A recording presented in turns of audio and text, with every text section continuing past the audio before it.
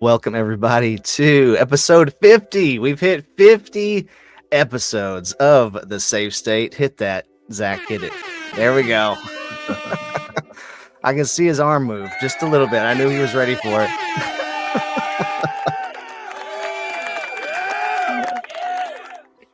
Okay. All right. Well done, Zach. Well done. I'm joined by an all-star cast tonight on The Safe State. Starting in the bottom right, Yako from the Tech Update. How's it going from South Africa, Yako? You're muted. Can't hear you. Moving on to Jason. We'll get back to Yako. Jason, how's it going?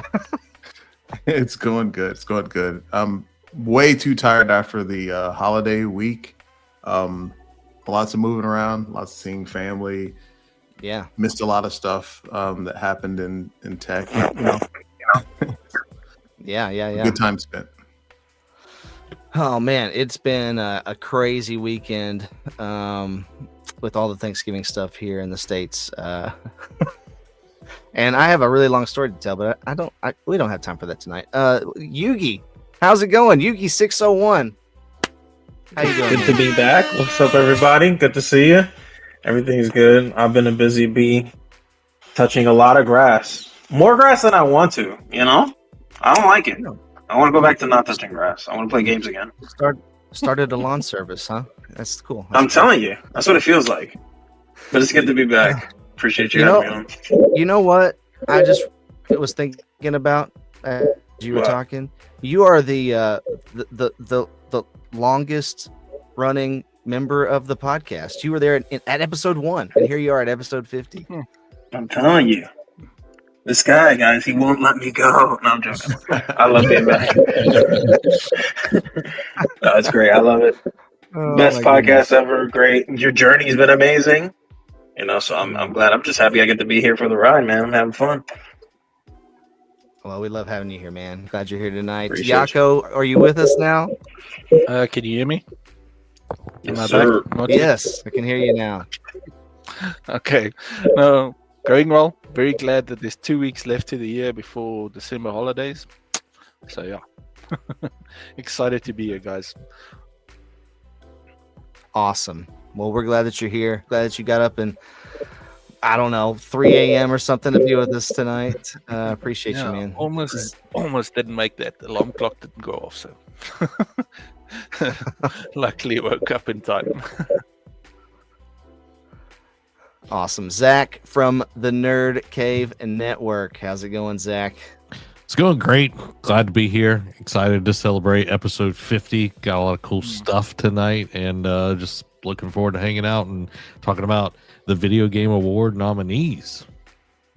Man, listen, I don't know why, but I get so excited about the Game Awards every year, and every year I'm like kind of disappointed because it's just such a long show. but it's also just kind of fun. Like, it's just fun to look back on the year and be like, oh yeah, all these games, they were so good. So I'm excited to talk about, just go through the nominees tonight with you guys. I also have an announcement tonight for some December giveaways that I'm going to be doing. Should I just start with that? Let's do What do it. you think? Oh, that What do you sounds think?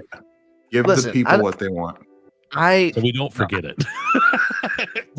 Yeah, so we don't forget it. Yeah, that's true. I don't have the link even up yet to sign up for this, but this is going to be called, and the logo's not done either, but this is going to be called BKG's Press Start Kind Heart Holiday Giveaway. Hey. All right. Nice. And what you're going to need to do for this giveaway, I've got several things. I'm going to tell you what I got to give away here in a second, but I've got the only thing you got to do to enter is tell me one kind and encouraging thing that you've done for someone that day, and you can enter, and that's going to unlock some other ways to get additional entries into the giveaway. And I'll be picking a winner. I think I've got like 3, maybe 4 things to give away this month, and I'll be picking a winner maybe at the end of this week, and then for sure the end of the next couple of weeks. So be on the lookout on the channel. I'll be posting about this pretty regularly for the next 2 or 3 weeks. and you can sign up and possibly win some cool stuff. So BKG press start, Giant Heart holiday giveaway. It's always start with free stuff. That's what we're starting with tonight. Yeah. So what I'm giving away is I'm going to be giving. I just dropped it. I'll just tell you. I'm going to be giving away. We're professionals. Yes, we are. This mobile gaming controller. This is a full-size controller, Bluetooth Very controller. nice. You can actually use this with your phone, Android or iOS, or you can also put a Switch 1 in here and use it for more ergonomic grips. Pretty cool little device. I think it also works. Totally not broken by the drop, right, Bo? I didn't drop this part. No, it was not broken. I think it might also work with your PC. I can't remember, but I reviewed this a while back, and it's a good little controller. Let's go. What I dropped was in a case, so it's good too. But this is a retro handheld. I'm not going to unpack it because it's brand new, but it's a Miyu Mini Plus. Nice. So it's retro gaming handheld, and has Onion OS on it, I believe. And so I'm going to be giving that away this month as well. And then one of the things I don't have here because it's too large, and this space is so small, but I'm going to be giving away a haptic vest, a Wooger 3 Vest 3. That's major. Yeah, that's the big prize. I think that's the most expensive one anyway. And I'll be shipping that out to somebody. And then the fourth one is and those first three are just going to probably be limited to those of us watching in the US because I can't afford to ship abroad. But the fourth one is a game key, so I can give that one to anybody anywhere, and that is for a game coming out this month on PSVR 2. It's called Shadowgate VR: The Mines of Mythrock. It is an RPG, and it's a pretty cool game. And the publisher has been kind enough to donate a game key so that I can give that away this month. So pretty cool. Like I said, I'll have the link up for all of this on the channel here in the next couple of days so people can start entering the giveaways, and we'll be doing that all very soon. So keep an eye out for that. What else? What now? What do we do now? Professional. Give away more stuff. I You guess. usually, more stuff would be ideal. But you More usually stuff? ask, what have you guys been playing? Oh, that's true. I usually ask what you guys have been playing. That's a good point. See, Yugi's been here since episode 1. He knows what's up. Oh, He yeah. knows. He knows. What have you been playing, guys? Zach? Anything? So I've been playing a few different things. I've been playing Ghosts of Yotei. Been really loving that. Been playing it on the channel. Great sequel to Tsushima. And then I've been playing Death Stranding, which I was kind of surprised I put off playing it for a really long time. But I am loving that game. Just a great story. You actually can understand the crazy Kojima logic within the game, which is rare. I love Kojima, but very rare for him to actually understand what he's talking about. And then I've also been playing Vampire Survivor on my Steam Deck and have been loving that game. Like, it's just I put Gilmore Girls on the TV. I'm playing my Steam Deck. Amy's playing Animal Crossing. I know it. It's a great night. I'm loving every bit of it. I don't think there's anything that gives off more fall vibes than watching Gilmore Girls and playing Vampire Survivors. Those are fall vibes right there. Just saying, I'm the vibe king. You should have put what's the Twilight, man. You should have put Twilight on. Yeah, I've never watched Twilight, and we'll keep it that way. But yeah, lots of great games, and just been enjoying them. Good stuff. Awesome. What about you, Yugi? You been playing anything? And the times that I have, so I've been only having enough time for like quick games that I can jump in and jump out. So roguelikes have been king lately. For the first time ever in my life, I've played Balatro. I don't know why I'm so late to the party. Good. Wow. I Yeah. love Balatro. So you know how like it's like, oh yeah, it's my day off. I got like maybe like 2 hours to play. I was like, let me try Balatro, right? Yeah, 8 hours later, Of course, you know how the story goes. So I got into that. Mega Bonk. I think there's a little discussion about that in the Game Awards, right? With Mega Bonk. If you guys already know. Yeah. Yep. And then great game and having fun with that. Again, just more casual, jump in and jump out. And then I recently got back into Slay the Spire a little bit because of the board game. Which wow. What it's like a board game of a video game that actually translates almost better than the game, dare I say. Maybe another topic for another day, but yeah, me and my lady been playing. It's been awesome. So that's what I've been playing lately. A lot of roguelikes. Nothing mainstream yet, but hopefully when I'm nice and settled and I got a good TV set up, I'll play all the things that I've been meaning to play. So a lot of the lists I'm unfamiliar with, but some here and there I'll know. Or at least on the Game Awards list, I should say. Cool. Cool. Yeah. What about you, Jason?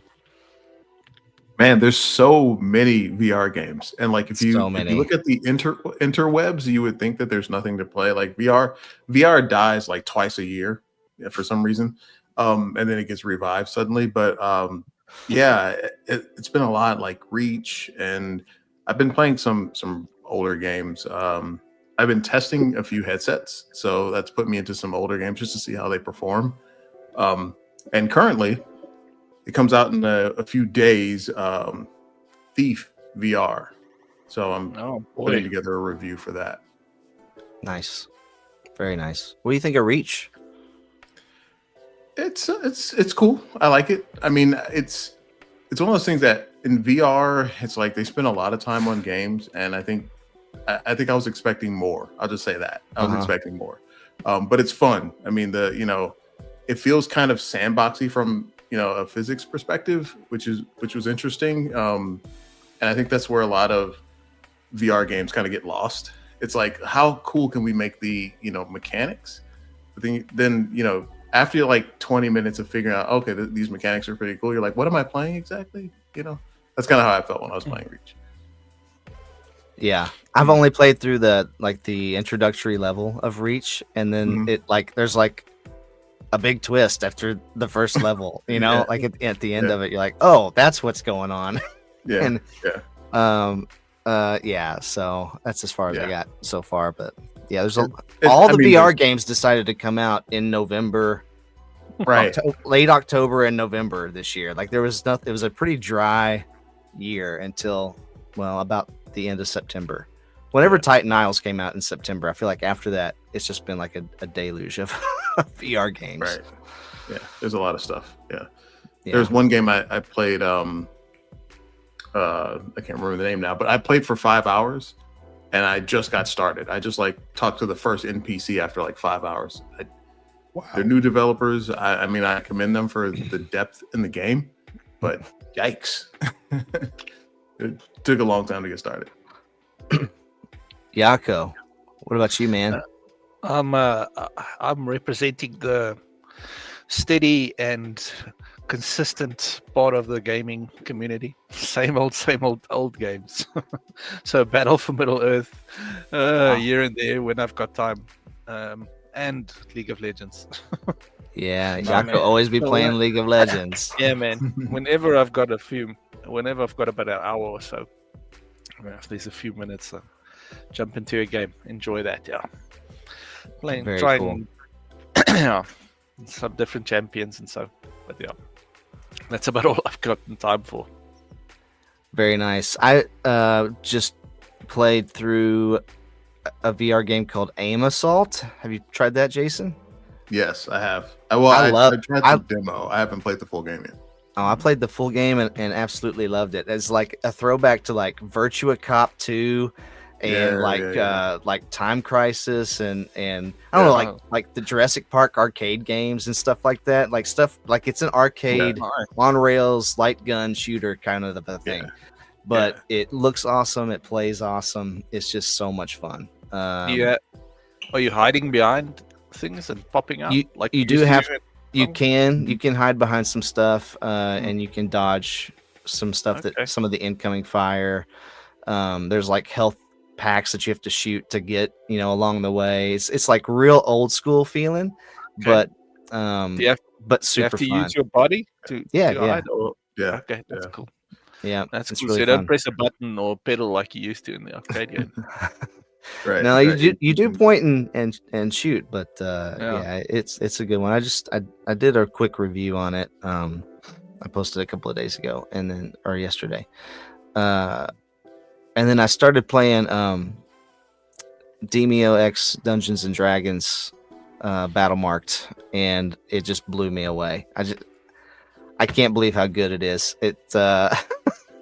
It's like super deep, lots of voice acting, like way more narrative stuff than I was expecting, having played Demio previously. So talk about tabletop games, Yugi. This is like, it puts like a Dungeons and Dragons board in front of you, and you play through this story set in Faerun. And it's actually like picking up dice and rolling it and playing. Yeah. Oh wow, that's nice. Yeah, I like that. Yeah, tabletop in VR is pretty cool. It's really nice. It really is cool. Yeah, because you can play with other people online too, and they show up around the table, and you play together. That's cool. That's really cool. Yeah, sure. Yeah, and a bunch of other stuff, but we'll stop there. I've been playing a lot of Fortnite. Gosh, the new season just started, and Marty McFly is in it from Back to the Future, and Back to the Future is like maybe my favorite movie trilogy of all time. It's definitely up there. It's real close. I can't decide between that and like Lord of the Rings and a couple other things, but it's one of my favorites, and he's in there. No, there's always one that Fortnite has for everyone. I'm telling you, it's like the Lego of video games now. Yeah. Have you played the Lego sort of side game on Fortnite? I haven't tried the Lego stuff. No, I haven't tried it. Good. Is it? It's very Minecraft like. I haven't played in a while, but it's a lot of fun. A lot more than I expected it to be. Yeah, think like Minecraft, but with more direction and missions. It's not bad. Yeah. No, awesome. Quite good. Zach, look at you. Thank you so much for posting that. I appreciate that. Putting that in the chat. My man. What's Dan got here? I'm not sure there is anything they can add that will get me to play Fortnite. Dan, he says that. I got what Dan would want. Okay. A good Gundam game. Exactly. And it can happen. It can happen. It can happen. You can do it. It can happen. Just saying. I don't think I've ever met another Gundam fan. Oh, Dan is a huge Gundam fan. I love Gundam, but Dan is like... There you go. He's on the I bet you Pantheon. If he saw a Gundam, you can jump in a mech and start slicing anime swords. He will be on that. Like white on rice. Don't lie, Dan. Don't lie, Dan. We see you, Dan. Yeah. Good man. But I've only seen 00. I haven't seen all the other series of Gundam. So, but maybe you can recommend a good one. G Gundam. Oh yeah. Is really good. Okay. Gundam Wing. Don't watch the dub. Watch the sub because the dub is really bad. So, but Endless Waltz is the movie from Gundam Wing. Oh my god, that's the best thing ever. I'll look that up. Yeah, best thing ever. Awesome, man. Nice. I love it. There we go, bringing fans together, Bo. Yes, that's what we've always dreamed of. Yeah. Heck yeah. Helping each other out, figuring it out. What do we need to watch? All right. So, guys, the Game Awards are approaching rapidly. When is it? December 11th, I think. Next Thursday, a week from Thursday. Yeah. Yeah, next Thursday. So I thought it'd be cool just to go through some of these. What does this look like? Go through some of these and just talk about what we think should win, and vote on some of them. And if you guys in the chat you want to vote on some of these too, or help us give us your thoughts, we would love to hear your thoughts on these things too. Hey, here you go. Dan says, for serious story, my favorite is Gundam 00. My favorite is Gundam Build Fighters. Cool. Outstanding. Bo, I think you need to go to the one that says start voting instead of see all nominees. But I did, and it starts you with Game of the Year. I don't want to start with Game of the Year. Okay. You know what I'm saying? That should be the last thing you do. I'm not going to do all these. I'll call Jeff right now if you want. Yeah, he needs to flip it. You start with the bottom stuff and then work your way up to there. Yeah, started from the bottom. Now we're here. Best esports game. I know what Yako thinks. Yeah, baby. League of Legends, all-time favorite. For esports, though, man, that's League is hard to argue, but I don't know, man. Like in terms of how about this? In terms of common base viewing or spectators, probably like, Valorant. Yeah, Valorant or Counter-Strike, you know. But that Mobile Legends Bang Bang is huge, bruh. I've never played it. How much money have you dropped, Zach, on Mobile Legends? Someone was gonna call me out for being the only mobile game player. Yeah. Zach's like, I gotta get a second job for my Mobile Legends addiction. I'm telling you. This stream's been brought to you by Rage Channel Legends. Code Zach. Crazy. I would be so biased to Counter-Strike. That's like it's just an easy game for me to just jump into. Counter-Strike, yeah. I would vote for Counter-Strike, and so I'm just gonna end up voting for what I would vote for because it's under my account. But I want to hear y'all's thoughts before I do it. You might change my mind. Bo's like, yeah, I'm not gonna vote for anything. League is up there. Yeah, but for sure. That CS:GO is too nostalgic for me. It's too much of a classic. Creator of the Year. Huh? I'm gonna be honest. I don't know any of these people, so I was gonna skip that one. Okay, hey, go back. Totally fair. Okay, Moist Critical. I do watch some of his stuff, but Burnt Peanut is hilarious. Okay. He's hilarious. So Burnt Peanut. He looks like a winner to me. You know. He's hilarious. Okay, so left. Most anticipated game. I know which one will win.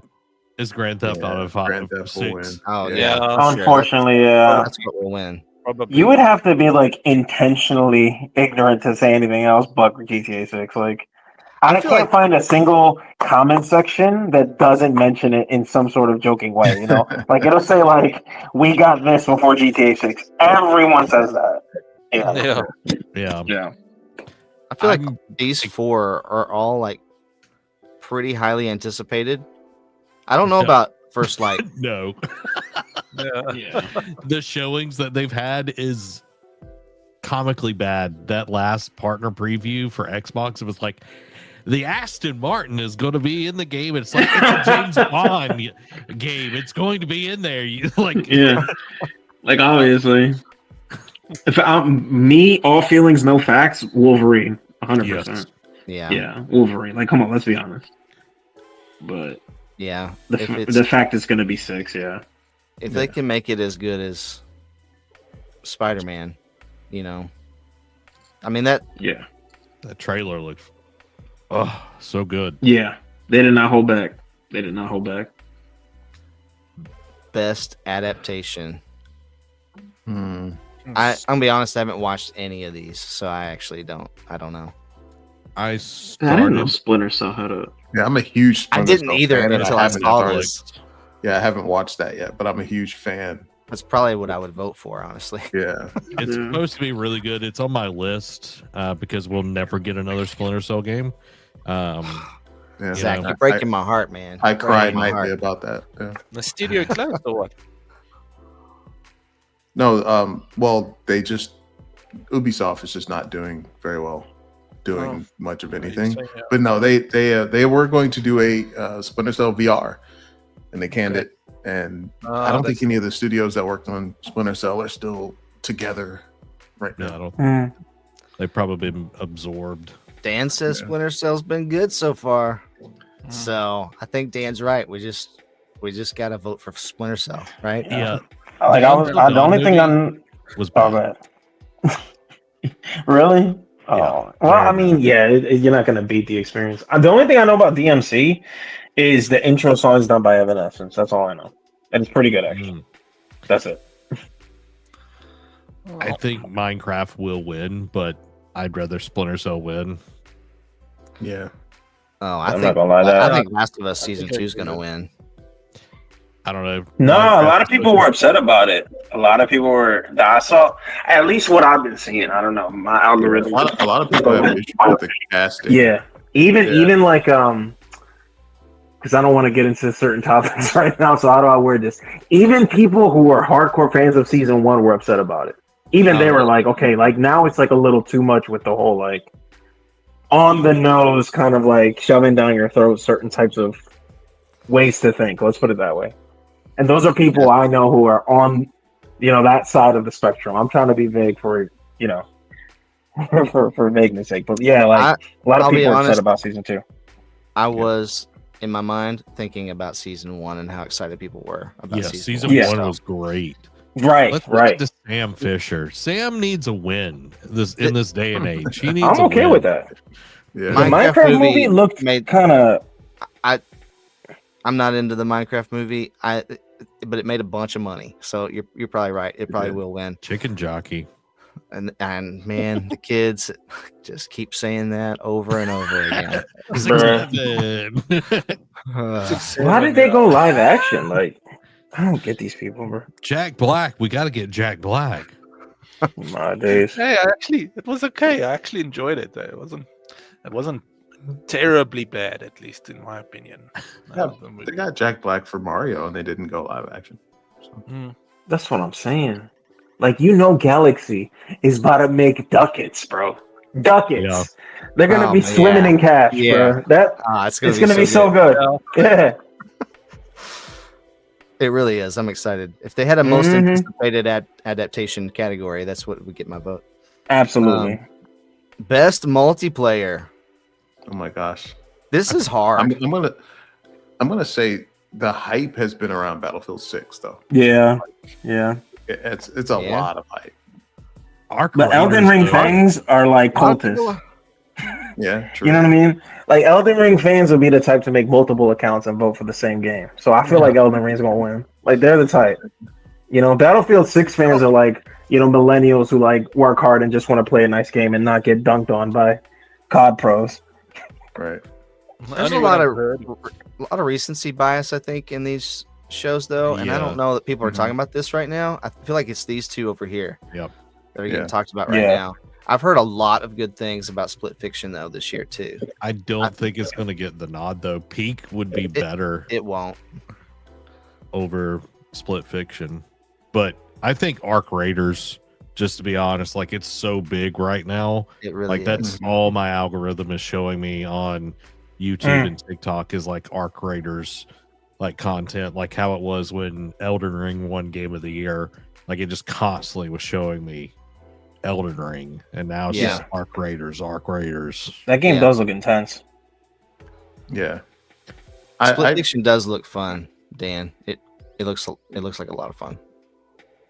Go ahead, Jason. This is probably an unpopular opinion, but like I have no desire to play Arc Raiders only because I'm not like extraction shooters. Like at my age, like playing for like 2 hours and then having it stolen is just like, oh, you gonna punch somebody? I can't suffer a loss like that. After a day's work or something. I mean, no. It's an uninstall. I played a lot of the Dark Zone in Ubisoft's The Division, and it's exactly the same premise. You go in, and it's just like people really love trolling and like double crossing you and stealing all your stuff. It's like the most fun part of the game, and it just feels really bad. It's like playing White Elephant, like the Christmas game, like forever. Like it's just it's painful, Like, I think there's a good part of the community, but I also think there's the toxic part, like you're talking about, Jason. You know, it just makes it hard to get in there, and I just don't want to be let down. I don't want to see the bad side of humanity every day. Jason, if you play, I'll play with you because I've actually been wanting to play, but I have nobody to play with. I'll take you up on that. You do need a friend. If you go into a game like that solo, you will have your feelings hurt. Yeah. Okay, so what are we voting for? I'm gonna go with the most popular vote here on this one. Yeah.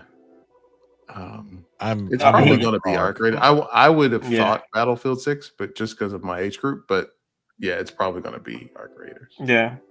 The correct answer should be Battlefield 6, but it's probably factually arc raiders. Is Arc Raiders the one that had all the controversy about the AI actors or something? AI voiceovers? Yeah. Yes, it's the same company that made the finals. Gotcha. Yep. Okay. Well, I guess we'll go with that one then as our prediction. Not necessarily our vote, but our prediction. Although although I'm really put a side note that I really think Elden Ring fans are built different, and it'll probably win just because Elden Ring fans are built different. Hey, that's might be right. That's the only reason why. Yeah, that's the only reason why I'm gonna say side note on that. You might be right. Yeah. All right. Best sports racing. Yeah, this ain't even close, dog. Mario Kart World. Like, is this even close? Yeah. Is this even a debate? Yeah, does anyone play the other? I mean, honestly, I haven't played Racing Cross Worlds is supposed to be really good. I've heard really good things about Cross Worlds, and it looks good. I mean, I think it just looks fun, but I haven't played it. I have played Mario Kart World. People will vote for Mario Kart World just to justify the price that they spent for it. Exactly. Yes. It's like it's a vindication. They need it. They need this. Let them have it. You know? Okay. Because I would not spend $80 on a game. You crazy as heck for that? $80? That's the gas tank to my truck twice. What?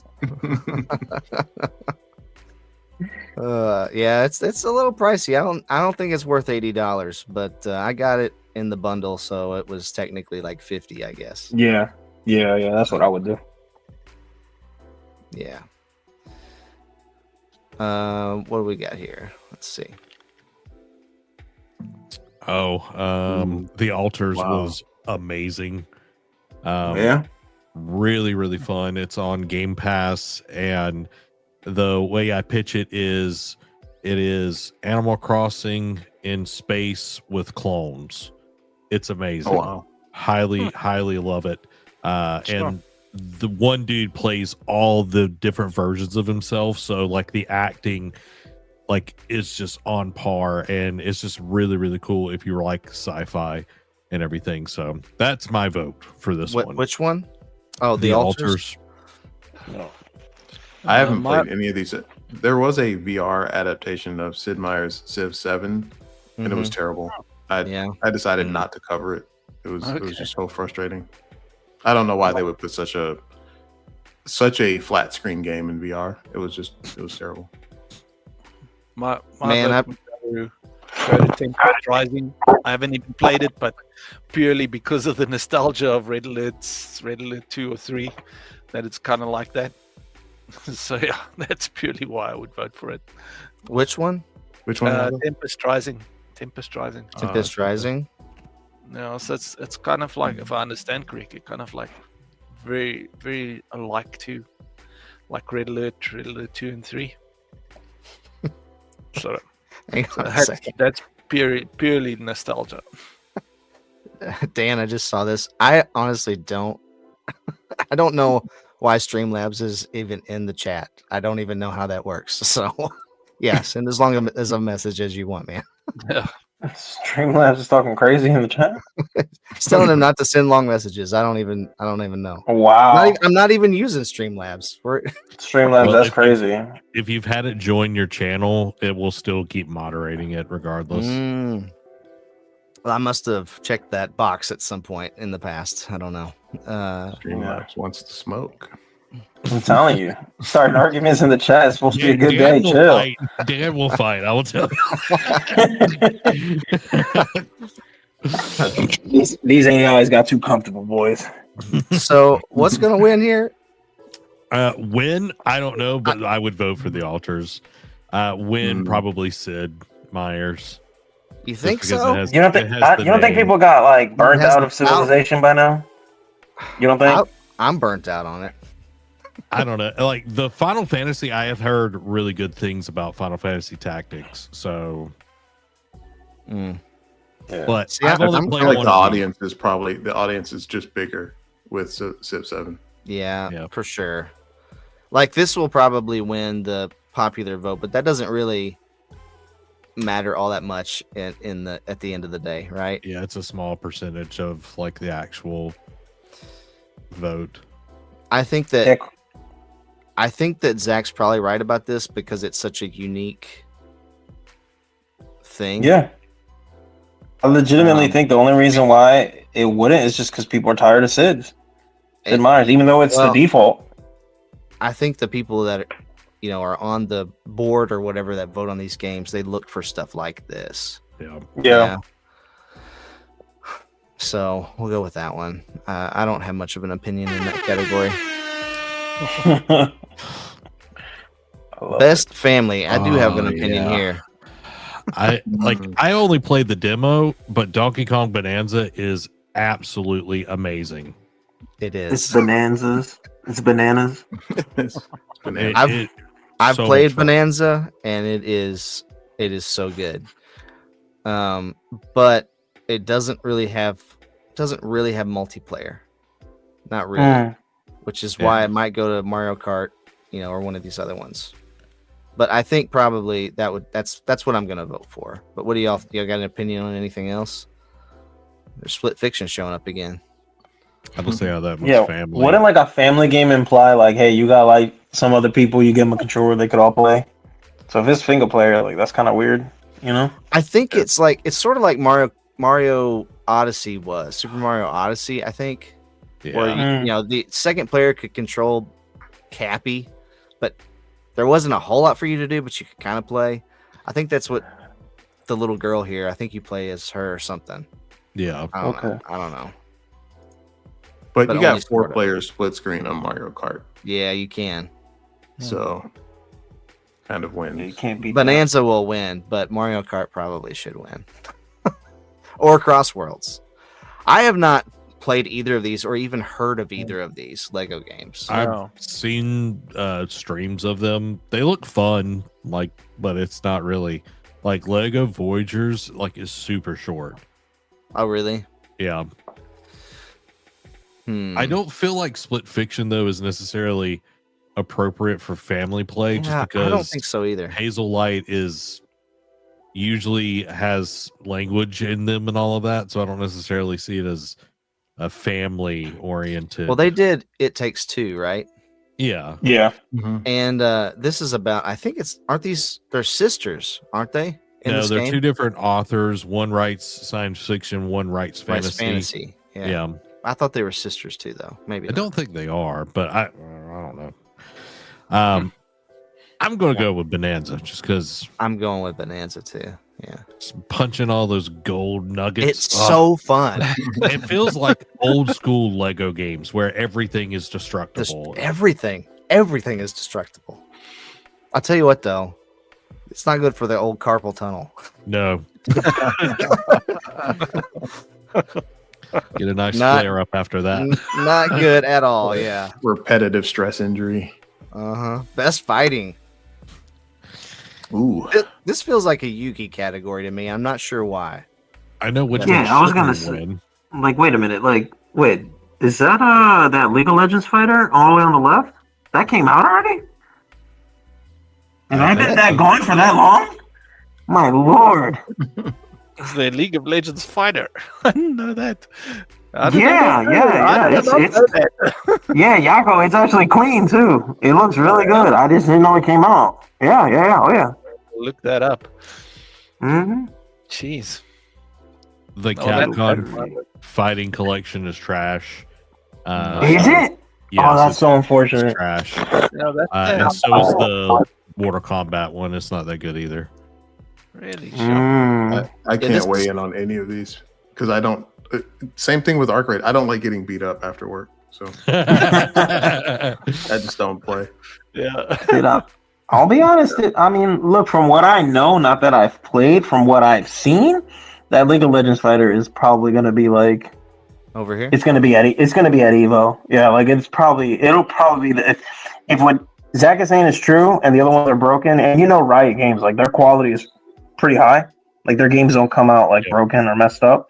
It's going to be a good solid fighter. That would be my prediction, but I have to play it. I have not seen that one. Seen it, but I haven't seen gameplay or anything of it. It looks like every other Street Fighter to me, though. It doesn't have that flair for me. I don't know. Yeah. This is Fatal Fury. He's got a little screen. I just like the title. It looks the City of the image looks good. This brings up a lot of memories of not being able to pull off the moves, eh? Yeah. Yeah. I'm terrible at fighting games, but I love them so much. Yeah, I could the only hero I could pull some moves off with in Street Fighter was Bison. Could do a couple of moves with him. We're gonna go with the League of Legends. Yeah. 2XKO. Too tired. I'm officially a back in my day guy when it comes to Oh man. Oh my Best god. This RPG. One. We might be here a while. Yeah. Not really. I already know what it is. Gotta be Clair Obscur. Yeah, it's gonna be Clair. Yeah. Like, I'm sorry, Avowed. You had the potential, but you're gonna have to. Avowed's gonna have to sit on the sideline, unfortunately. Okay, I'm gonna throw my hat in here. Okay, because I played 3 of the 5. Mm-hmm. Okay. Avowed, not that good. Clair Unfortunate. Obscur was really, really good. I did not finish it, but I've also played Kingdom Come Deliverance 2. And man, oh man, that game has something special as well. So in my opinion, I feel like it's between those two. If I had to get the nod, it would be Expedition 33. But Kingdom Come, like, it's a reason why it got nominated for Game of the Year as well. Like, it is really, really well done. The story is great. Everybody that you talk to is like actually animated. Like, every character within the world is just unique. And like, I was literally playing on my Steam Deck and I'm running down the road and these bandits like come out of nowhere and I'm like, oh crap, I'm not going to survive. So I just turn around and like just run to town and like hide in the woods. And like this dude's like fishing. He's like, you want to fish? And I'm like, shut up, dude. Don't give me away. Like, quiet. Act like you know me. Yeah. But yeah, that category is stacked. Yeah. Well, let me ask you this. Here's my dilemma. Is because like if you whatever you vote for here, does that mean it has to also be Game of the Year?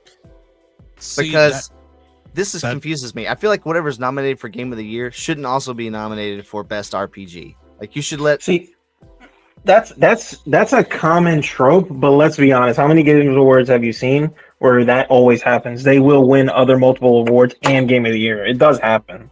Yeah, it's not limited to. It's rarely the other way around where because it's going to win, we're going to give like the only time you might see that is like Best Game Direction, but the rest of it, if they're in the category like Elden Ring, sweeped. Baldur's Gate, sweeped, like, so that makes sense. How can you be the best game of the year and not the best whatever genre of the year as well? Right. If you're a Game of the Year, you're going to have other qualifying, categories. I just feel like if you're nominated for Game of the Year, you shouldn't be up for genre of the year, whatever your genre is. Wait, what is Clair and Kingdom Come both nominated for Game of the Year? It is? Yeah. Oh, that's rough. Yeah. See, but at the same time, it's like if it is game, like I feel like it almost builds up from the bottom up to Game of the Year. So it's like for it to get to Game of the Year status, it has to at least be nominated for its category as well. Because if it's not making that, then it should be in Game of the Year instead of vice versa. So I think it's more they build up and then it's like, okay, we've got all these nominees. what are the 6 that we're going to keep, and then they kind of go from there. Yeah, like let me give you a scenario, bro. Put Clair and put Kingdom Come in the same category for best music. You're gonna give it to Clair, bro. You see what I'm saying? But in terms of RPG and what you could potentially do, like an art role-playing game, Kingdom Come might have a strong argument. You know what I mean? It's way deeper than what Clair Obscur does. Like Clair Obscur does amazing the RPG, but the amount of stuff you can do role-playing wise is much larger on Kingdom Come. Yeah, that's hard to beat. All right, I am not a big Monster Hunter fan, so I'm not gonna. Monster Hunter to me is out. I really enjoyed the Outer Worlds 1, the first one, but Same. I haven't played the second one, and I haven't really heard anybody talking about it. So I don't know that's. I don't know why that's here. I guess Avowed I did play. I rolled credits on Avowed, and I enjoyed it, but it wasn't like. I was also like, okay, I did it, and now I'm deleting it. You know. I love that Obsidian has 2 RPGs in this category. They had to pat him on the back, you know, like, hey guys, you did good, but I didn't think Avowed was bad. I thought it was fun. I played it, and then it was over, and I was done with it. You know. I hadn't thought about it though. It depends on like if you let a game hold space on your hard drive, that like tells you like the amount of enjoyment, you know. But if it has to go, yeah, Clair Obscur, I don't know that I'll ever delete that game off my PC because I've loved it so much. I haven't played Kingdom Come, but Zach obviously loves it. I think I heard a lot of good things about it. Really? Yeah, I do think Clair will win this. I think it is the indie darling of the whole show. Like this is going to be the one that just creams everybody, just because of it came out of nowhere, and they have a small studio. So it's about the storyline, not about the technical fact of it not being an RPG in the way that Kingdom Come is. Yeah, I get you. Yeah, it's about the storyline. That's what wins. Yep. Dan's got a point here. Maybe Obsidian was dividing their attention between more than one game when they should have been focusing on one at a time instead. Yeah, maybe so. Maybe that'll do it. Sure will. Okay. I'm voting for Clair. That's my vote. I think it's fair. Do you know Clair? Yeah, she's great.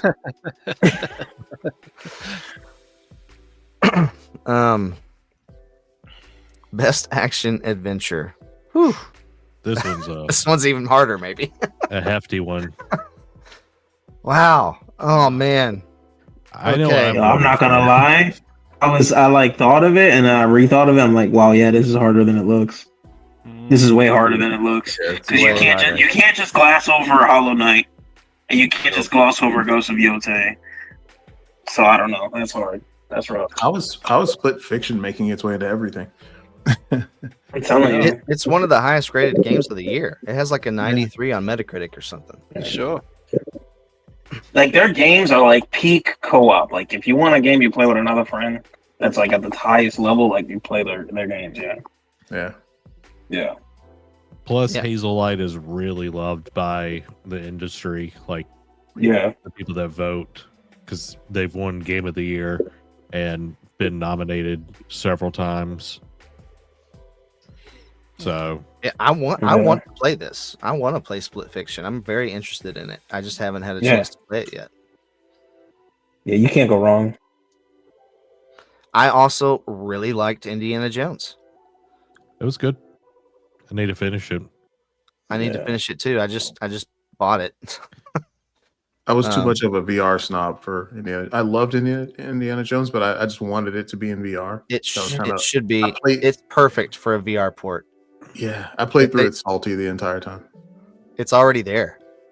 Yeah, I mean, like immediately in the first 5 minutes, or maybe sooner than that. I was like, why isn't this in VR? Exactly. I think when you first started, it asks you to like move a branch by pressing A, and it's like, no, that's not. No, it's just not. No, negative. Almost everything you do is like, this would be more fun in VR. It's just built 100%. For VR, but they made it with buttons instead. I don't know. It's weird. It's very strange. Yeah. Silksong is also great. I played a little bit I of it. had this weird feeling like in the back of my throat, Silksong's gonna win this. I don't know why. It might. I don't know why. Yeah. People love it for good reason. Yeah. It's good. Yeah. Yeah, the PC audience and how much conversation is behind it, I feel like it would win. Right. Death Stranding 2, I mean, any one of these I think could win. This is a hard one for me. Yeah. I know Dan has been playing it. He commented he's been playing Death Stranding 2. I've been playing the first one and I love it. And I can only imagine what Kojima has done to make it better. I've hit like almost 40 hours in Ghost of Yotei, and I absolutely love it. It is a fantastic game, what they've done and everything. I don't think that it will win, though, just because how the industry looks at sequels and how they knock it if it's too different, and if it's innovative in ways that needed to be innovated on, then it's not enough. And that's what Yotei has been kind of like hit for across the industry, is like, it's good, but it's not. It's more of the same. And it's like, but that's what you want. You want more of the same with quality of life, and like the things that they've added to the game just makes it really, really good. And I've enjoyed every second that I've played of it, and the story is amazing. The music is great. So for me, I don't think they'll win this. If they win any category, it will be this one, though, because this one may be music. But if I had to vote, I'd vote for the one that I've put the most into, and it would be Yotei. But if I couldn't vote for it, I probably would go with Death Stranding.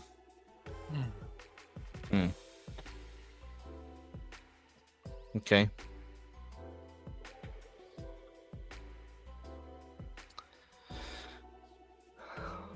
Dan, if that's the case, you can make the same case about Death Stranding 2.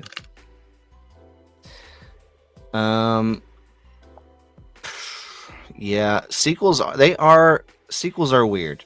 You're right. People are weird about sequels because there's a very, very thin line that you have to walk with a sequel in terms of it can't just feel like the same game, just more of the same game. But if you make it too different, then they're like, people complain about that too. So it's just a weird, I don't know. That might hurt both of these. It didn't seem to hurt Silksong though. Everybody seemed to like. Everybody loved it. They found the secret sauce here somehow. I agree with Yugi. I think Silksong would actually win this one. It might. In some weird way. Because my gut instinct wants to say DS2. I haven't played it yet. I want to so badly. Obviously, Yotei is up there, but like, I think it's just a cult behind Silksong is what's making me go, nah, I think it's going to win by like a landslide. Because I'm telling you, like, these PC gamers in this game, dude, they love this game. They love Silksong. It's like not even funny, dude. Yeah. But again, it's not the gamers that have the majority vote here on these games. So okay. It's whoever is on that board. All right. I could honestly see Indiana Jones winning this. I mean, the category is combining combat, traversal, and puzzle solving. That's what we're looking at here. All right. But Silksong, I feel like, does it like just the little bit I've played compared to Indiana Jones. Like, Indiana Jones does have that, but Silksong is like on a whole nother level. Like, you have to be good at all of those things to be able to play through all of that. Indiana Jones, I feel like you can kind of bumble your way through the game and be able to roll credits. But Silksong is not like that. You've got to get good. It's true, because it's very difficult. All right, Silksong then. We'll go with it. I can agree with that. Watch Bo goes back after this thing and just changes it to everything else. He's like, can you do that? Any of the, yeah, you can. You can change your vote. Oh yeah, there we go. Oh yeah, yeah, there we go. Best action game. Good golly. This one's a tough one as well. You know, going through the year, it's like there's not that many games this year, and then you get to this point, and you're like, there were a lot of good games this year. It was a good year. All these games were good. Shinobi was incredible. I not very many people played it, I don't think, but that was a good game. It was a side scroller, right? Yeah. Was it kind of like Prince of Persia: The Lost Crown? I mean, sort of, yeah, sort of like that. Yeah, okay. Just with a ninja flair to it, you know. Okay. The only one that I played on this one is Doom: The Dark Ages, and Doom was good.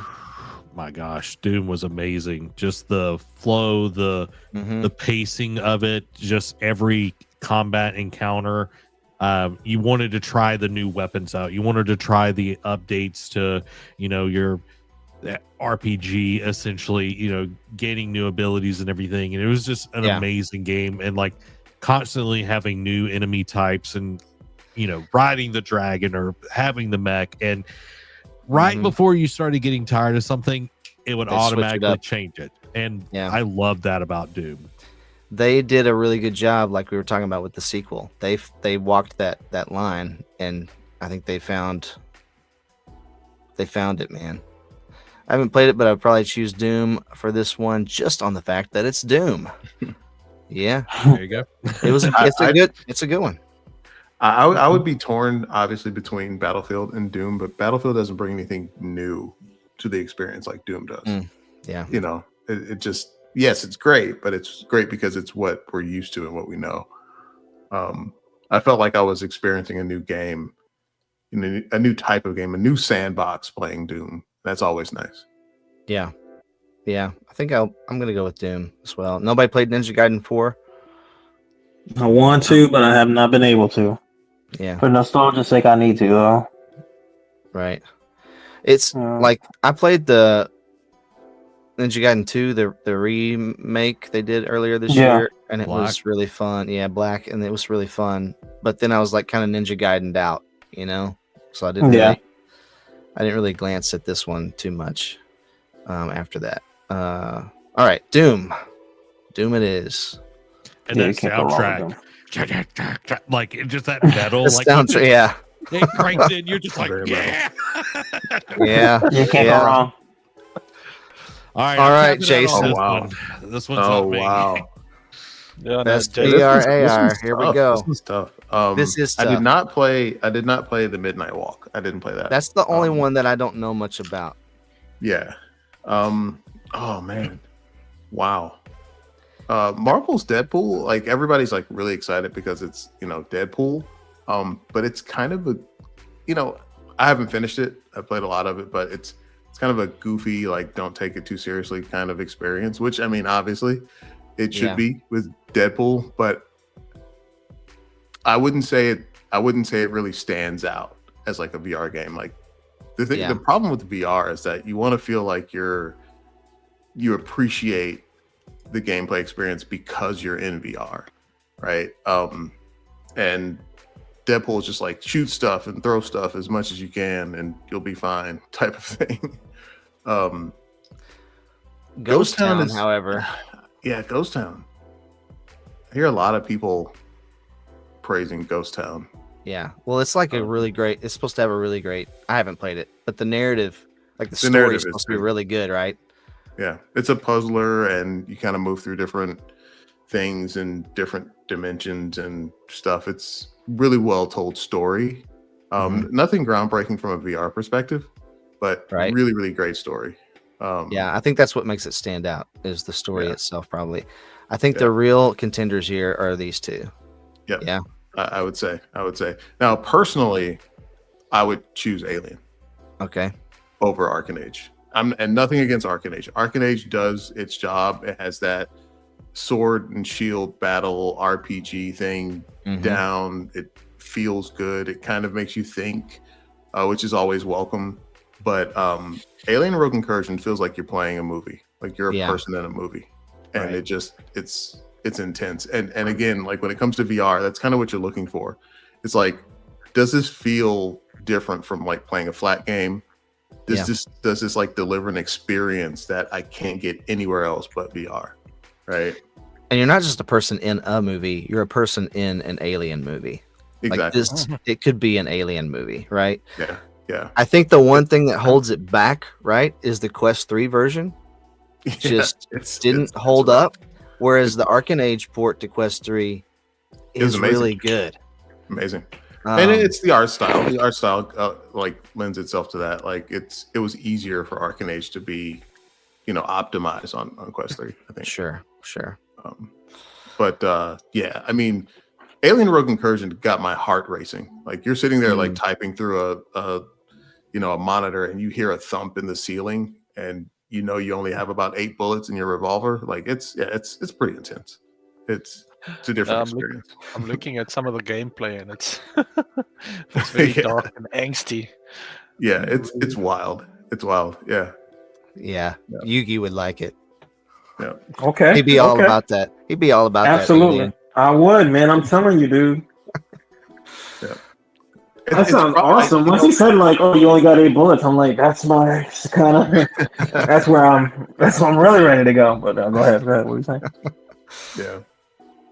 Yeah, there's a motion sensor in it too, so like you can take it out. It's just like the movie, right? And you can hear the little like sonar type of sound and nice. And like it was so intense, I would just put it down on a table so I could make sure I didn't get like snuck up on, and just it was pretty cool. Yeah, all right, that's my vote. It probably won't win. I feel like people were mad that it was like a part 1 and not a part 2, or not a full game. It was a part 1, so it felt short, and people might feel a certain way about that. But I think Arcane Age will win. Well, I don't know. Deadpool might win just because it's Deadpool. Just because it's popular. Yeah, but I think Rogue Incursion probably should win. So I'm gonna go with you on that one.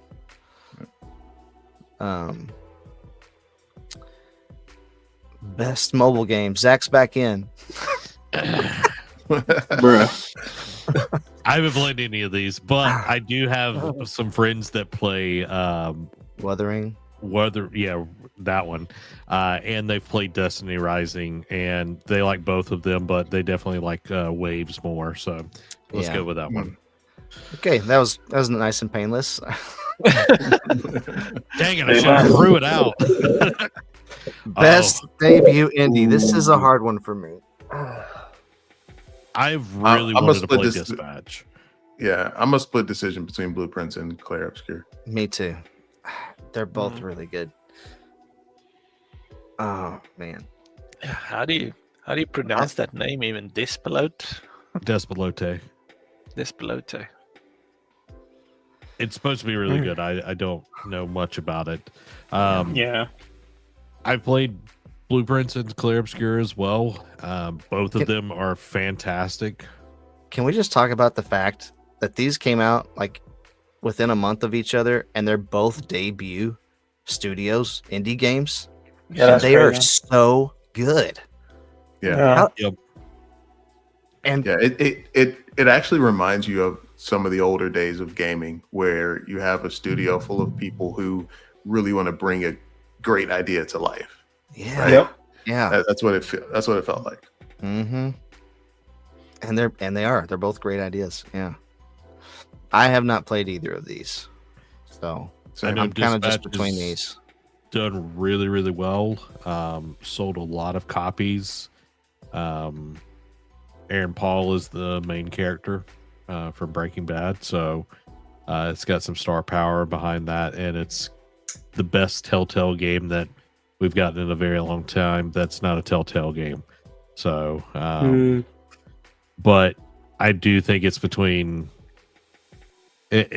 Let's be honest. It's probably going to be Clair Obscur. I think so. Yeah. I think it's just a little bit better. It's just a little bit better than this.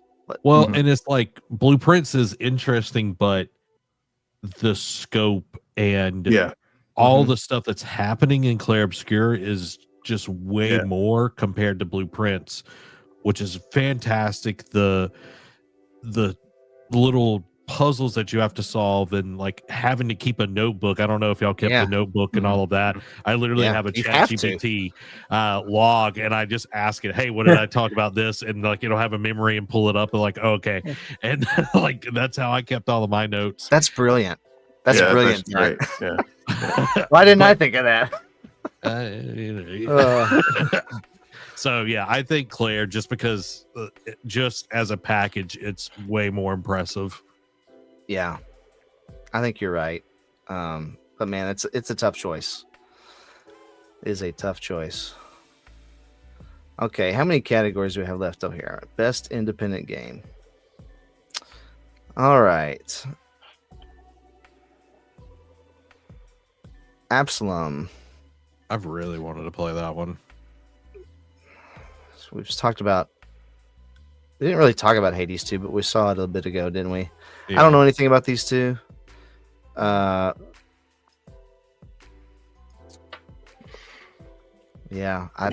Again, it probably comes down to either Silk Song or Clair Obscur. Yeah. I think here.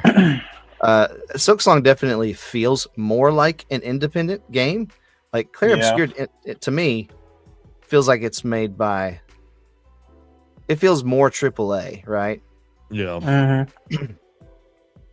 Yeah, it's in that AA plus. Right. It's that's the good way to put it. AA plus. Let's give it to Silk Song. I think so. Let's just give it to Silk Song. Hornet needs some love. Yeah. There you go. Yeah. Best community support. Baldur's Gate 3. Yeah. They're constantly putting out updates. That's just my take on it. I know Fortnite's constantly putting out stuff as well. Yeah. I'm not a Fortnite person, so people really love Final Fantasy 14 though. How's Helldivers 2 doing? No. People have dove. It did come to Xbox, so there was a boost on that side of things, but I really know much about it. I kind of stopped when you stopped playing with me. Yeah. Yo, you know what's funny? Somebody was showing me the clip of me and you playing. That's funny you said that. Yeah, good times, man. I don't know though. Like, what do they think? Recognizing it for outstanding community support, transparency, and responsiveness, inclusive of social media activity and game updates, patches. Yeah, shit. I mean, that's exactly what I was gonna say. Like, the facts are facts. Like, Fortnite updates are what, every day? Like, every time I open the app, it's like, you need an update. Okay. Yeah. Right. Yeah. I don't know. I'm just gonna go with Fortnite. Yeah, it's kind of like unfair. Best ongoing. Heard a lot of people say. Has Marvel Rivals been a thing long enough to be in this category? Yeah, it's been out for over a year now. Has it? Yeah. Wow. Okay. Yeah, and they are constantly adding new characters. Yeah. To the roster. I think that might have a little bit, but again, Fortnite being Fortnite, right. That's what I mean. They keep adding stuff all the time. No, it's like unfair. Yeah. You know, like okay, like I know people that play Final Fantasy 14, right? Final Fantasy 14 is definitely like it's an old thing of its own. It's like WoW to the max. You know, there's so much you can do. It's endless content. But the thing about Fortnite is it just has so much variety. It's like not even like fair, you know? Yeah. Fortnite is not one game. It's like all the games. Yeah. You want an FPS? It's in Fortnite. You want to play like hide and go seek and mini games? It's in Fortnite. You want to play BR? It's in Fortnite. You want to play zombie? You want to play racing? Like it's all in there. It's like play racing. Yeah, it's true. Right. You want to play a rhythm game? It's like what? Yeah. It's like insane. Yeah, it's like not even. Well, let's check in with our friend Dan here for a second. if you're going for this, I feel like it goes to No Man's Sky, as it has come a long way from when it first started, even though they have lost my trust forever. Yeah, I have a buddy who refuses, because I've actually been interested in playing No Man's Sky in VR, because they ported it to VR. But I have a buddy. He's like, "Don't you do it?" I'm not going to speak to you if you do it. You know, it's like, that's crazy. Yeah, you just don't tell him. He was an early adopter of No Man's Sky, and if you know, you know. He was hurt. He was hurt by what was at launch. So yeah. So I hear you, Dan. I don't even know though. Like, how this is like they turned it around. How did they even do that? Yeah, they just didn't stop. They kept going. They just kept refining till they got there, I guess. Actually developed their game. Crazy concept. They developed it after it came out, though. Yeah, well, that's how most games are these days, unfortunately. Yeah. Okay. Well, so Fortnite again. That's what I hear y'all saying. Sure, why not? Sure. If it's all facts, no feelings, what are you gonna argue? I don't know. That's what I mean. You can't argue. Games for Impact. I've only played for one of these. A thought-provoking game with a pro-social meaning or message. Yeah, I've only played South of Midnight. I've only played South by Midnight as well. Yeah. I loved the story. The combat was awful. Yeah. So that, yeah. It's by default. We don't know any of the other ones, right? It's by default. Yeah. Okay. And the music was cool too. I love the big catfish. The catfish was hilarious. Yeah. Innovation and accessibility. I don't know how. I've only played two of them. I'm going to say Doom. Yeah. I feel like I hear about Doom in this category, though. I've heard people talk about what it did for accessibility. Nice. I haven't heard that about any of these other ones, so I'm gonna go with that one. Love it. Best performance, man. Wow, now, this is really, really difficult. 3 of them are from Clair Obscur. It's crazy. That's crazy. I've heard all of these performances. Even the Silent Hill F1 does a fantastic job. I got to give it to Troy Baker though for Indiana Jones to be able to be Harrison Ford. It's amazing. It's absolutely amazing. And he's a go, man. He's a go. You can't lie. I would actually have him as Higgs from Death Stranding 2, but his performance as Indiana Jones, hands down, the best. And Charlie Cox has even come out and said, "Don't vote for me. Give it to somebody else." He's like, "I literally recorded for 4 hours. Vote for one of my other co-stars." Also amazing that he just came in one day, basically recorded that whole game. And it's a phenomenal performance, and he hadn't even played the game. He doesn't know anything about it, and somehow he delivered that performance. I don't get it. Bro came into work on Monday and got an award. That's crazy. Dude, that beginning on the pier, that was some amazing acting. Yes. Yeah. It's heartbreaking. It's just but I gotta play. Troy Baker just totally. He is Harrison Ford. He is Indiana Jones. I mean, it's just. Yeah, he does it all, man. He did Joker. He did that. He did Joel from The Last of Us. He's good, man. I wouldn't be upset. It's he's good. What are you gonna say? He's a good actor. And look at that lettuce up there. I mean, he's good. Great quaff. Yo, you know what else too? I want that. He makes good music too, by the way. If anyone is interested, his album's pretty good. Yeah, he actually knows how to sing too. Okay. He's talented. Yeah, man. That's cool. I didn't know he's a musician. That's cool. He's pretty good. Best audio design. Oof. That's probably Clair, isn't it? Yeah, it's got to be. I don't know. Maybe not. I don't know about that. It's not. This is not music. It's not music. Music. Audio though. design. Yeah, if it's music, then yeah. Like Battlefield 6, I feel like does have really good audio design. Like you could actually hear what's going on around you, which I think is very important. Very important for that compared to like COD, where you can't hear somebody even though they're stepping on your neck. So I think they did a really good job on that. Ghost did well as well, but I think Battlefield 6 taking that genre and actually making it like useful, like audio wise, is huge. Yeah, that's a great I agree. The separation of sounds in Battlefield 6 is impressive. All right, well, let's go with that then. Okay, cruising along now. Oh my god, now we're gonna fight. Yeah, what's there to fight about? There's only one answer here. Yeah, I know. I don't know about that, Chief. What do you think should win then? Well, Hollow Knight Silksong has an amazing soundtrack. Its music is great. And just the little moments that you get throughout the game is really, really cool. Mm-hmm.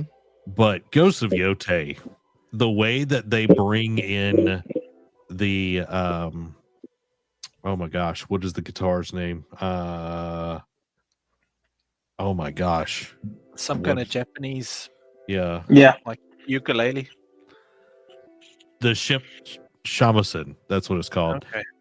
Like the way that they bring that in, and it is core to the actual story, is fantastic. And when you look at the time period that is in as well, women were actually outlawed of playing the shamisen, and her playing it is like this kind of rebellion and taking it back because her mother taught her that instrument, and it was something for her and her mother to connect with and everything. So just the way that the music is such a huge part, you know, not going beyond what we had in Ghosts of Tsushima, where it was the flute and it would change the weather. The shamisen is connecting the past to the present, and it's also a way for you to find things within the world, the wolf dens or the fox things or this, that, and the other. So I really, really loved it. But I will say Clair Obscur's music was fantastic as well. So this one, I would give it to Yotei just because I've played so much into that world. But yeah, that's my opinion. No, I can't say much because I only played DS1 and I still listen to Death Stranding 1 soundtrack to this day. I haven't played 2 yet, so more on that. But let me tell you something about Claire. My boy was playing this game from like the other room one time. And I heard it, and I was like, "This game is like, what are you playing, bro?" You know, because this sound is so dramatic and just like heavy. You know, like it sounded like he was fighting for his life, and it was just like a regular boss fight. I'm like, bro, what? I don't know. So that's all I can say. And I know that's not the most like emotionally impactful. Like Zach just gave like a whole legitimate like spiel about it. Like that's all I can say. You know, like for me, it's just more like wow, like that Claire soundtrack. You hear it from the other room, and you're like, holy cannoli, like something serious is happening. I don't know. Yeah. Anyway, that's all I got. Well, no doubt, like all of these have great scores. I mean, they wouldn't be up for this award if they didn't. And I agree, Silksong was good. The tracks really hit.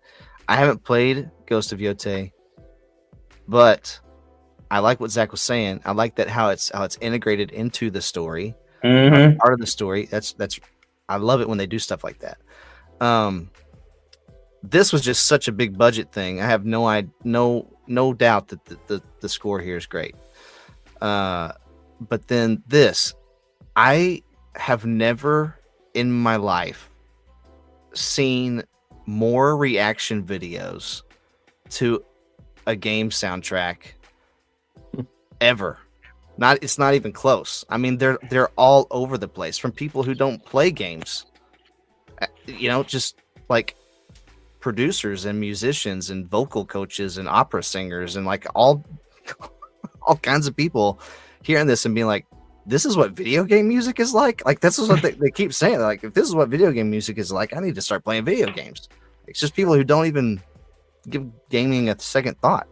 And they pulled this guy basically off the street. I mean, not really, but they found him on SoundCloud. Wow. And they said, "Hey, you want to come in and do music for our game?" And he's like, "Sure." he's just a nobody that nobody knew who he was. And that's impressive. Yeah. And then he wrote this whole score for him. So bro became like the Beethoven for video games out of nowhere. It's kind of like that. I mean, it's almost like sort of like a rags to riches story. I mean, obviously he was good. I'm not saying he wasn't good before he did this, but they heard something and they're like, "Hey, we think you would be good at it." And he just like everything he wrote fits the tone of what's happening in the game so well. It's unbelievable. So that's why it would get my vote. I'm down for it. Okay. I agree. You know, I gotta be the contrarian. I gotta make my case. Hey, that was a good case, bro. That was a good case. If Claire wasn't up there, it wouldn't even be an argument. Yeah. Best art direction. I feel like it's between Claire and Hollow Knight, to be honest. Really?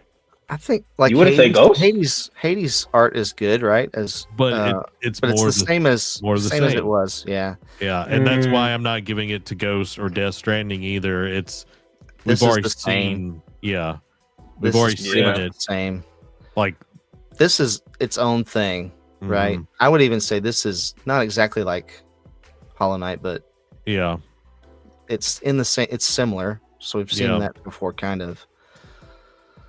I feel because Expedition 33 is so unique looking, the way the like environments look to where you go into combat looks like crazy brush strokes, like the areas look a little bit rougher and everything, to the character designs that you face throughout the entire thing are just so its own thing. And I think a lot of other games pull from others for like inspiration, but I feel like Clair Obscur just pushes its own trail. It feels like they're pulling their inspiration from artists of past generations rather than from stealing from other video games, to me. Yeah. I don't know if that makes sense, but no, it feels like a painting. Yeah, it feels like a painting. Yeah. Absolutely. Yeah. All right. Best narrative. Oof. Tough. Well, based on what Zach was saying earlier, should it be Kingdom Come? Should it? What would you say versus Clair Obscur, Zach? Well, look, Zach's played 3 of these, right? Yeah, I've played 3 of them, and I've watched Silent Hill F as well be played. But remember that pier scene at the beginning, though. That pier scene was good. Like, okay, this is why I'm going to knock Ghost out of the running here. It is a revenge tale, and it, as good as it is, I feel like a lot of people will not like getting another revenge tale from Sony. Gotcha. So I feel like that has kind of put itself out. Kingdom Come Deliverance, the story is you are not a nobleman. You're like the squire essentially to this nobleman. So you're having to like make your way in this kingdom when war is breaking out, and you're just having to like figure things out with all of these different political machinations that are going around you. It's really good. I enjoyed it. Silent Hill F, the themes that go through that story are so human, where you're having to deal with the way people look at you, the way you look at yourself, the way that others view themselves as well and how they interact with one another. Like there's this one girl that's like, why are you even friends with her? She's ugly. Like it's just like that high school experience, and then you dump monsters on top of it, and then you just swirl it around, and it's absolutely stick it in a blender. Yeah. But that pier scene just to start it, and then when you get on the island and then all heck breaks loose. Yes. Oh man. My gosh. Not to mention anything past that, and like there's so many good ones. I'm just giving you all the spiel for all of them. I don't know. You got anything? I'm gonna be a contrarian just because we keep giving it to Claire. I'm gonna give it to Kingdom Come Deliverance 2 on my vote. I mean, you made this sound really appealing too, honestly. Silent Hill is good as well, so What do you think, Yako? Haven't heard from you in a while. I'm looking at Silent Hill, some gaming footage of Silent Hill F. I wouldn't enjoy it just because of the horror theme. But based on what Zach has said, sure, I played a little bit of Kingdom Come 1.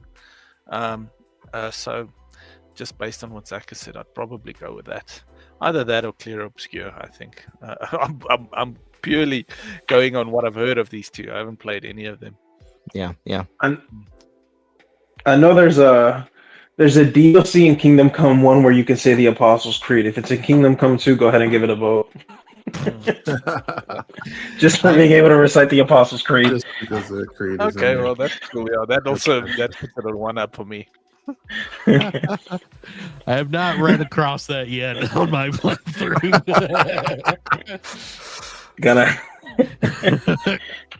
Dude, I saw that in like I think it was like an Instagram reel. I was like, "There's no way this isn't a video game," and they were like, "Yeah, it's like a DLC on Kingdom Come." I was like, "Wow, that's awesome." Man, I don't know, on Far Cry 2.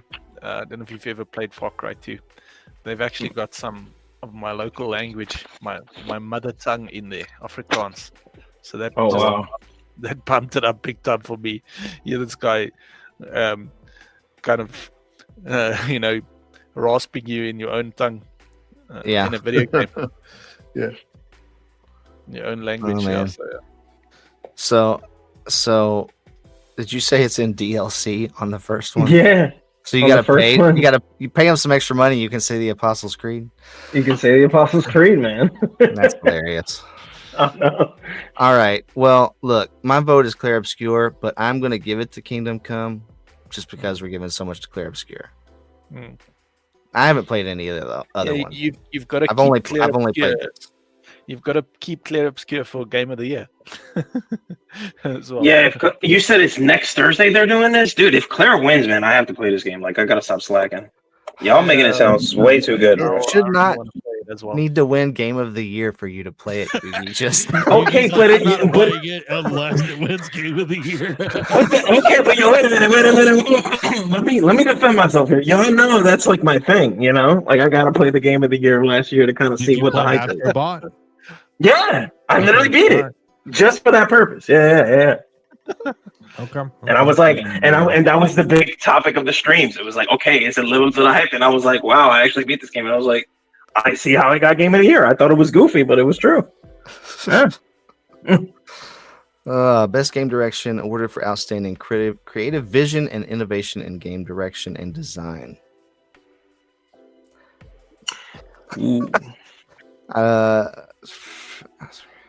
This is so not one-sided. I kind of want to give it to Split Fiction. Honestly, I'd agree with that. I'd agree with that. Creative vision and innovation. Yeah, I could see that. That's fair. Is that cool? Sure, we'll go with it. Okay. From what I've seen, it looks creative. And here it is. Oh boy. Donkey Kong Bonanza, good night. Bro, don't make me buy a Switch 2. I've only played the demo of it. I'm going with Donkey Kong Bonanza. Bro, I can't. Standing in a Target, playing the demo. Well, before we give this last trophy, we're giving out all these fake trophies tonight, right? But I want to talk about a trophy that actually matters, if you want to call it that. And it's here. I'm going to share this with you. It comes from the Bible here. This verse, Matthew 25:21. The master replied, "Well done, good and faithful servant. You have been faithful with a few things. I will put you in charge of many things. Come and share your master's happiness." And man, the only award that matters at the end of the day, the only trophy that matters is hearing God say, "Well done, my good and faithful servant." And I just can't emphasize how much that has changed my life. That has given me hope in times of darkness. That has really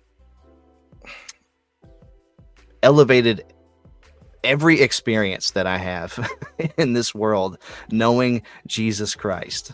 And the fact that when I get to the end of my journey here on this earth, that I have this confidence that through him, through what he did, through the victory that he has and offers to me freely, I will hear God say to me, "Well done, good and faithful servant."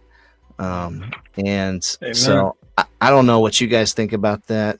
You can jump in there if you want to, but I wouldn't trade it for anything. I wouldn't trade it for a dozen Game of the Year awards if I could develop a game. It's worth more than anything. I agree. That's absolutely, that's a centerpiece of my life as well. A lot of people, when you go into whether or not God is real, there's this argument that's always made sense to me. So if he's not real, I'm not losing. It's enhanced my life immensely. You've lived a life trying to serve your family, your fellow man. It's given you hope. It's given you direction. And if it's not real, I'm not losing. But if it is real, dude, you've got a problem. if you don't believe that. But despite the fact that it's a reward at the end of our lives, it's more about how it fulfills your life. Oh yeah, man. Yeah, I mean, I totally agree, Yako. I had a friend ask. He was just kind of searching, and he was asking why I was, use the word religious, but he's just asking why, because he isn't. And I told him, I said, well, the interesting thing is that it's not hard to see. It's not hard to see that, like, being walking, with God and walking in faith, it kind of takes care of itself. And I explained it to him. I said, you even see it, he calls himself not religious, but you can see it if you aren't a servant of the kingdom smites you. You feel it. Like it gets bad. It gets bad quick. You don't have to go to church and figure it out every week. You can see it right here in the real world. It'll punch you in the face pretty quick, and I think, we thank God for our blessings, but it also is, in harmony, in service. And that's why we have some of the peace and grace that we enjoy. Yeah. Yeah. And I think, we're sitting here like judging these games. These games are coming before a panel of judges. And, one day we're all going to stand before the judge. And he's not going to be looking at our KD ratio. He's not going to be looking at how many platinum trophies we have on our PlayStation account. He's going to be looking at what we said to Jesus when Jesus said, "Hey, let me offer you life and life to the full." And what you do with that, I think that's the most important thing. I think a lot of people, I feel like I just have to say, a lot of people think that it's about how hard, how good you can be. Mm-hmm. But right. I just feel like the important point of this is to bring that over, that what Jesus said is the work that you're supposed to do is whether or not you believe. Yeah. It's a specific verse that says that. It says, that Here's the work. Jesus said, here's the work that you need to do. He did the work. Believe in, we just believe, yeah. Believe in. That's all you need to do. That's all you need to do is choose him. Turn your heart towards him. Choose the kingdom. That's enough, and it'll change you. Trust me. I think it's also something that we need to remember is no matter how big or small your work is, or what you consider your work is, it's important. A lot of people, it's like, oh, well, they're on television, or they're this, or they're in front of people, they're leading worship, they have a bigger, ministry or whatever it is. And that's not true. Everybody has the people that they affect around them, and their choices, the work that they do, the people that they're around at their jobs. It's being faithful in those small things. In that passage, it's like the people that were faithful for what they were given, they were given more. And that's important to know. It's like, doesn't matter where you're at right now, where you could be is going to be somewhere totally different. Just be faithful in the small things. That's absolutely. There's so many examples of that. I heard the story about Billy Graham, one of the biggest evangelists that in our history. So there was a group of people praying for God to send someone to bring a breakthrough, to sort of lead people to Christ. And just a few feet away was Billy Graham. He was one of the sons or so, I think. And he changed, so much. You've got examples of that in the Bible. Andrew, Peter's brother, you only read about him a few times. But he led his brother to Jesus. And Peter, you read a lot about Peter. He was the one who preached on the day of Pentecost, and 3,000 people came to Christ. Yeah. So don't knock yourself if you're an Andrew.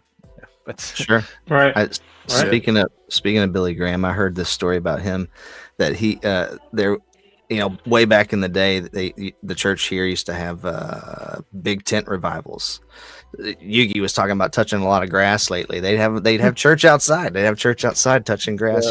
They get it. They get under it. A big tent, and people would just walk up. Random people just walk up and attend the church. And there's these two kids who came up. They're like, "What's going on?" They heard people worshiping. They're like, "Let's go check it out." And it was full. There wasn't a seat for them.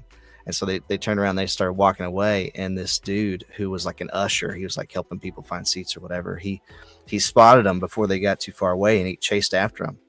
And he went and caught them, and he said, "No, y'all come, you can have my seat." And so he brought them in, they sat down. And at the end of that service, both of those kids gave their life to Jesus, asked Jesus to save them. And it turned out that one of those kids was Billy Graham.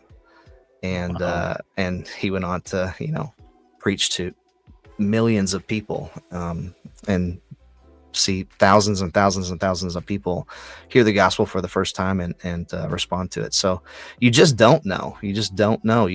Wherever you are, you're faithful with what the Lord has called you to on that today, just today. Because he was faithful to us today. Yeah. That's right. And was yesterday and will be tomorrow. And so we're just trying to return the favor in a way. But yeah, all of it matters. And man, there's no better trophy in my mind. Amen. Than to hear that. Yeah. But with that said, let's get back to game of the year. If I can find the right tab. Here we go. Game of the year. These are all great games. Zach said Bonanza. Bonanza's already won it for him. Won it in his heart. Won it in my heart, Nah, I'd say Clair Obscur just based on what I've heard. That's what I was gonna say. Like, why are we even coping at this point? It's gonna be Clair. Yeah. Like, it's gonna be Clair. Can I just say, it's amazing to me that 3 of these are indie games. Yes. Yeah. 3 of 6. Like, and that's Kingdom Come Warhorse was independent until like a little bit before they released this. Yeah. Kingdom Come 1 was indie game. So Crazy.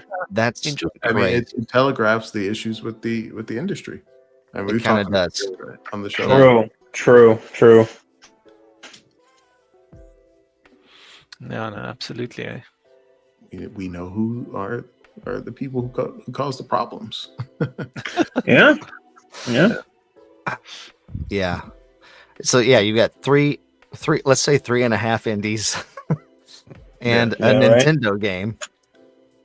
Which I'm glad to see a Nintendo game on the list. Sometimes it doesn't make them. Sometimes they don't make the list.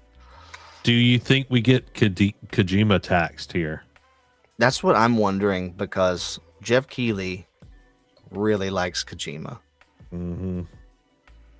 That's why I haven't clicked this yet. Yeah, that's the thing. Like, Kojima is like the DJ Khaled of the industry.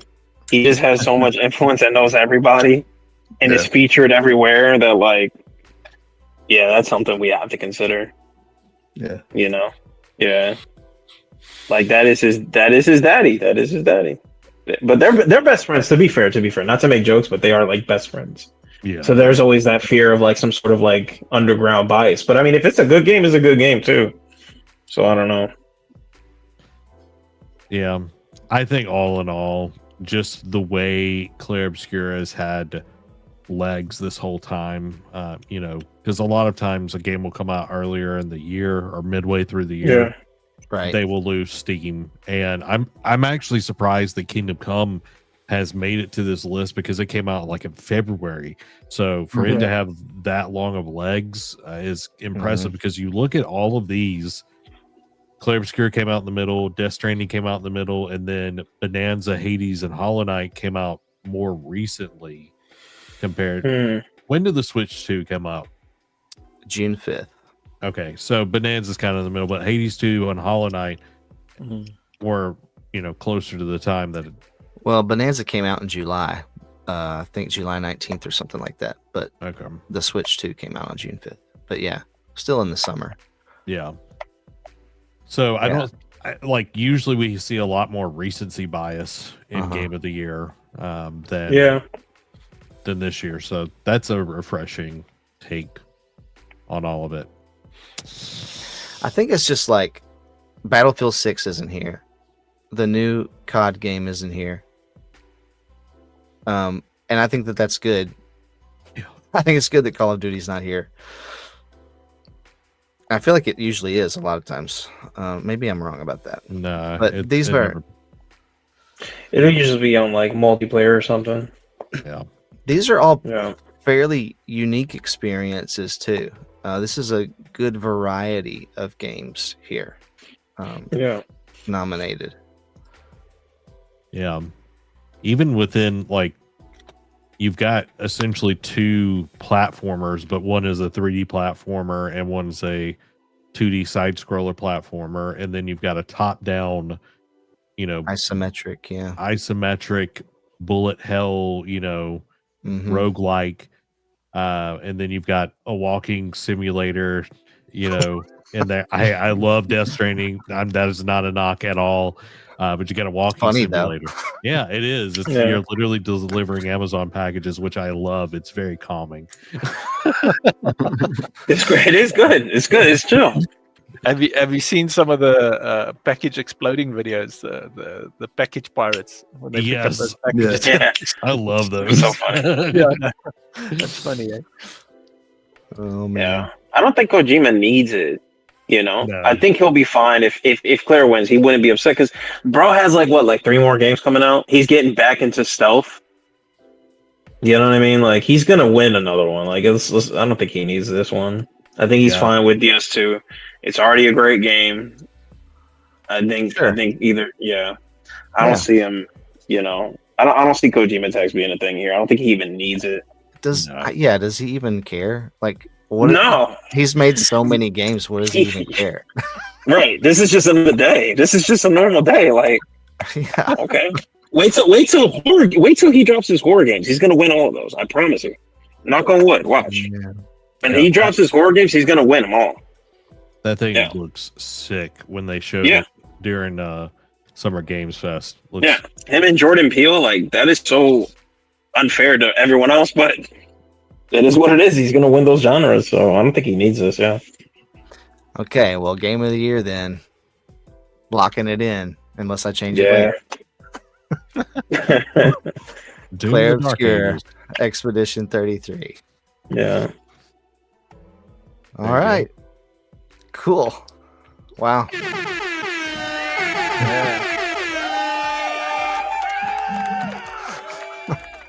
Very good session. Yeah. Well, excellent. Awesome. This was a long episode, but I appreciate you guys spending the 50th episode celebration with me. I love you guys. You're awesome. Go check out their channels, y'all, because they're all great. Y'all want to say goodbye in any sort of way? You want to tell us what you're working on or what you hope to work on in the future? Or if you're just touching grass for the time being or whatever? Yeah. Zach, you got anything cooking? Yote streams on Tuesday until I beat it, and Nerd Cave News on Thursdays at 7 p.m. Central Time. The best Thursday show around. Hands down. I'll take that. It is. It's the best Thursday night show. Go watch it. No. Yugi. Yeah, I'm touching grass in the meantime. But look forward to a Clair Obscur playthrough. If it wins Game of the Year, but only if it wins Game of the Year. Only if it wins Game of the Year, but I mean, come on, yeah, look forward to that. I guess hopefully in the coming year, once I get my a nice setup going and I can have a PC and play all that good stuff. But yeah, for now I'm just hanging out, touching grass, and working, getting my apartment together, and yeah, should be good. I'm excited for it. Cool, awesome. Jason, VR is not dead. Stop by. You'll see. He ain't lying though. Yeah, it's not. And Valve Valve came in, so we'll be Steam frame stuff soon. Very exciting times. I want to see that. Oh. Yeah. Next year's gonna be crazy. Listen, this could be a whole other episode, but next year is gonna be bonkers. Oh yeah. New hardware, and the way that pricing of components is changing rapidly. It's going to be an interesting year. Yep, for sure. Anyway, yeah, VR is not dead. We should have a whole discussion about that, Jason, sometime. Yeah, we should, because it's ridiculous how many times it gets brought up. Yako. Tech update's been a bit quiet. Doing my best to get back in the game, guys, but I should be on there with a video soon, within the next week or two. I'm cutting grass and changing diapers, so that's what's keeping me busy. But work. Yeah, should be and work. Yeah, should be back on soon, hopefully before the end of the year. Really making an effort to do that. Shots. So working on a video comparing the. Said it last time as well. Comparing the new, by now it's an old handheld. What was it? Now I can't even remember the name of the handheld, but yeah, it's a DS handheld. Comparing it to a DS Lite. So yeah, gotcha. Cool, awesome. That's great. All right. Well, I don't know. I don't know what I'm working on. I forget unless I write it down because I'm so old. But I'll have new stuff up this week. Oh, I know what it is. I've got the Trim UI brick hammer. It is an all metal. This handheld could have been designed by Apple. Like that's how slick it is. It is so nice. But I'll have a review on that coming out later this week, probably this weekend. I was wondering if it would be worth it just because of the metal shell. It feels incredible. Whether it's worth it or not depends on you and your wallet, but it is really nice to hold. Yeah. So that's it, man. We got that giveaway coming up. Whatever happened to my picture. But the press start kind heart holiday giveaway. I'll have more on that coming up. Links coming up for that, so you can sign up for that. All kinds of stuff we're giving away this month of December. But other than that, stay kind and encouraging out there. We'll catch you on the flippity flip. See ya.